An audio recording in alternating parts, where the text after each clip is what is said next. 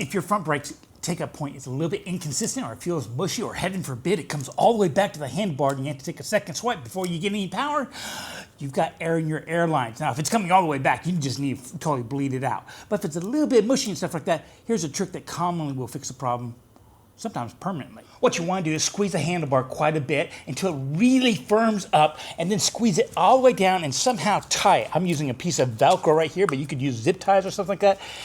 And tie it all the way to the handlebar so it doesn't move and leave it overnight. What this is doing is putting the piston in a spot where the air can actually escape from the line as it works its way up, because you know air rises above the oil and it ends up in the master cylinder right here. But because of that, you really have to make sure that you have the master cylinder as the highest point. If your handlebars are canted this way, that makes the banjo bolt actually up higher than this. So the air will just accumulate in the banjo bolt and you won't get rid of it. You've got to cant your handlebars so that the master cylinder is above everything. You just leave it overnight and see if that helps out. This typically happens to me after I've bled my brakes, that first week or two after, just because there's little air bubbles in there that just don't work their way out right away. When you start messing with your bike's geometry, either by changing out shocks, springs, or something like that, or even something as simple as adding weight, a passenger, a backpack, or luggage, you have to be very careful when you're riding the bike for that first time, because odd things can happen. Geometry changes, and on a bike like this at 35 miles an hour, we start to get a wiggle. But it's dead stable after that. The most dangerous time to ride is at dusk. Not only is it harder for the drivers to see, because you know it's poor lighting, plus they are very tired after a long day of work. But this is also the time that wild chupacabras are most active. So to give yourself the best chance to survive, if you can't get a blocker in front of you, a big truck or something like that, and generally those hit things before the second rider, well then try to hug the most center part of the road as possible, giving you the most time to see chupacabras and, more importantly, for them to see you, so y'all will avoid the eventual collision. Because we all know that wild chupacabras, they're freaking idiots. Don't ever disparage a sheepskin skeet. They're comfortable. They keep your butt dry and warm in winter, cool in summer. Sheepskin, it's where it's at. When pulling up behind a vehicle, try not to line up with their brake lights. You know, the left, right, or center one. Especially if you are the same color of the vehicle, because the guy behind you might not be able to discern which is you and which is a vehicle, and they'll just plow right into you. So just kind of gauge which side you have more room on and go all the way to the other side of the vehicle. That way, the person behind you will be able to see the left, right, and top of the vehicle in front of you, and then they'll go, what the hell is that next to it? More likely to be noticed that way, especially if one of their brake lights is broken.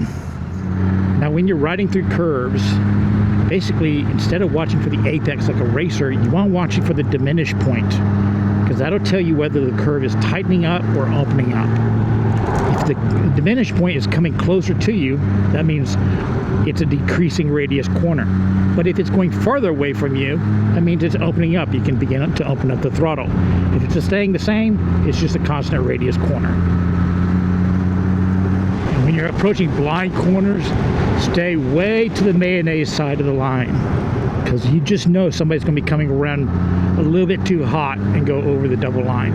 You don't want to be the person that gets hit as an innocent bystander. Hey, you. Yeah, you. You know, if you select subscribe, down below, I might be incentivized to do more of these. It's up to you. Tires lose air pressure. It's just a fact of life. It does not matter how new the tire is, how well you take care of it, it loses pressure over time. It could just be atoms that are escaping through the rubber, or maybe you're going down the road and you hit a pebble the wrong way and it sends a shockwave through the sidewall, and then a few atoms sneak past the bead like a fart in an elevator. I don't know why, but they constantly leak.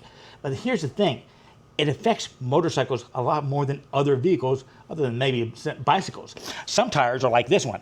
Big, voluminous, they hold a lot of air, so if a little bit of air squeaks out, it doesn't make an overall difference. But if you have a cruiser with spoke wheels, a tube tire, thin and stuff like that, there's not much volume in that air. So a little bit farts out, it makes a bigger difference on your tire pressure. Same with sport bikes.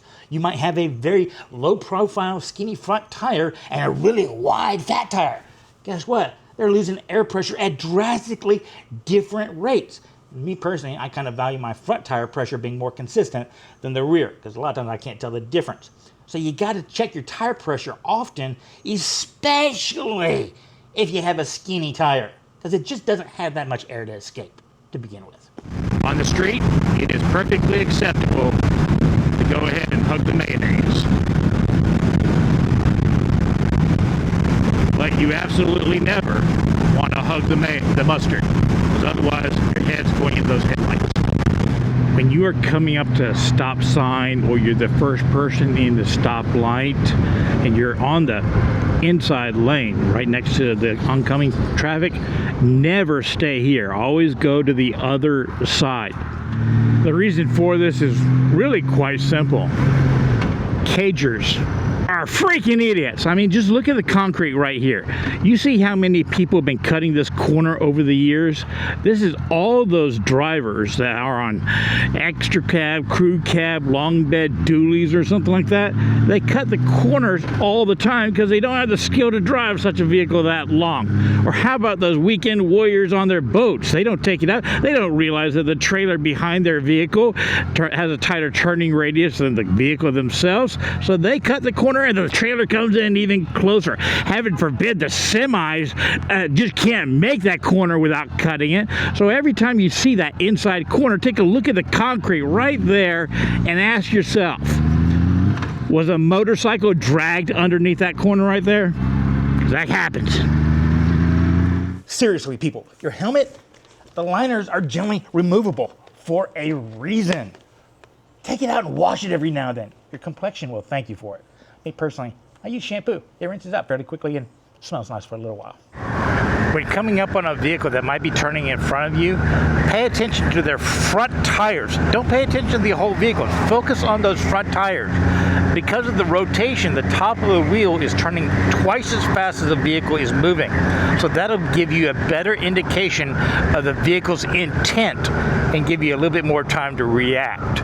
This even works for vehicles that are about to pull out in front of you. For example, this tan truck on the side, notice that the front tire is slightly canted, so that's something I need to pay attention to.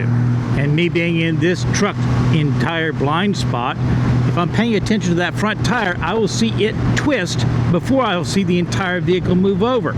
So it's always the front tires, whether traffic going away from you, towards you, or across you, is what you need to pay attention to. It's a best indication of a vehicle's intent. You do not need to ride the same pace as everybody else. And that goes both ways. When parking, you always want to put your nose uphill. Like on the curves like this right here, you know, motorcyclists would back in. That way they're not having to, you know, duck walk their bike up a hill to get out of the parking spot. Though if you're on a motorcycle, sometimes that's kind of hard to determine. So what I would typically do is, if it's even slightly downhill, like right here, it's slightly downhill, there's no reason why you can't take up the entire parking space and put the nose uphill. That way now when I back out, gravity is going to help me back this heavy beast out. Let science work for you. Also, leave it in gear. On my current bike, I keep a little tail bag on it pretty much all the time, which affords me the luxury of having a little junk drawer on top. In that junk drawer, I carry a tool that I've had on my bike, every single bike I've ever owned. It's something somebody taught me back in the 80s. A little piece of Velcro. You actually saw me use this earlier in the video when I was working on the air bubbles in a brake system. But something like this has saved my butt so many times. I have a wiring short on it. I've actually wrapped this around wires temporarily to get me back to the place before I can fix it. I had a spring fall off on a kickstand once. This got the kickstand up so I could at least ride home. I've even been known to use it to carry those dreaded plastic bags we get at the grocery stores. Put this to the handle, put them onto the handlebars or my sissy bar or anywhere else to anchor it, and just give me a short wet trip home with some groceries I had that maybe didn't have a place to store at the time. It's just a perfect little device. When I didn't have a tail pack right here, a lot of times I would just wrap it around my handlebar because I wasn't very style conscious. But if you are, you know, they're black, your frames are black, just find a spot that you will remember, wrap it around, it will always be there for you to get you out of a pinch. This may seem obvious to a lot of y'all, but when the light turns green and you're the first one out, go ahead and pause a little bit just in case somebody's running a red light, and look both ways. No sense getting hit if you don't have to be. A lot of times when you're going through some closer, tight radius corners and stuff like that, a challenge is to see if you can ride the whole thing without touching your brakes, just using your throttle and gears. If you need to slow down, blip the throttle and go down a gear, and then just have fun, because basically it just forces you to be very smooth, to focus on your entry speeds and not your exit speeds. It seems every single motorcycle I have ever owned has a different procedure for checking the oil, which is something you need to do fairly often on high revving engines. You know, my absolute favorite was a Kawasaki's I had that had the little sight glass, because you didn't really have to do anything. All you had to do is ride it up to get it level and kind of look over there after it was warmed up. The downsides that a lot of people had of that is if you just fired it off, it might see a little bit brown or foamy. That's just the water in the atmosphere that got in the oil that was foaming up until it boiled off at a little while. So you just had to run those for a little bit of while to check it by that sight glass. Other sight glasses, you know, you had them on the side stand on perfectly level roads. Some motorcycles, you have to fire them off for a little bit. Some of them, you have to get them fully warmed up before you check of it. Some of them, you have to give it a little bit of time. Some of them, you will have a gauge that will show you a low temperature and a high temperature. It's different on the other ones. This particular bike, you just have to fire off and ride around for a little bit, but then you have to come back and sit on the bike and get it upright and then do the dipstick right here. Every single bike seems to have its little unique way of checking the oil. So be sure you know yours. You got to watch out for falling rocks, especially if a fresh rain. Rain seems to loosen them up. They can be big and bold. But more importantly, after these fresh rains, sometimes you get these little washes of gravel right in the corners. See, low gravel like that. The rain just washes a little stream of it. I guess it kind of goes with the flow, but that's what you got to watch out for. Where there is a will, there is a way. You can carry anything you want to on a bike within reason. Just gotta figure out how. That ain't going anywhere. If you want to go right, you push right.